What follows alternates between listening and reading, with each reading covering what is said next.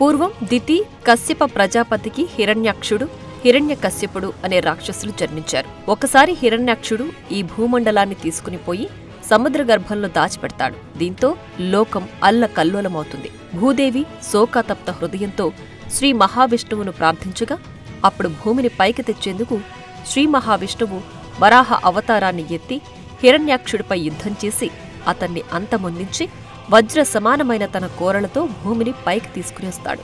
అప్పుడు భూదేవి సంతోషించి వరాహస్వామిని పెళ్లి చేసుకుంటుంది. అనుకోకుండా వారిద్దరూ సంధ్యా సమయంలో కలుసుకోగా నరకాసునికి బీజం పడుతుంది. పగలు అనేది వెలుతురు, వేడి, జ్ఞానం, శక్తి వంటి గొప్ప లక్షణాలకు ప్రతీక. ఇక రాత్రేమో చీకటి, నిద్ర, అజ్ఞానం, కామం వంటి దుర్లక్షణాలకు ప్రతీక.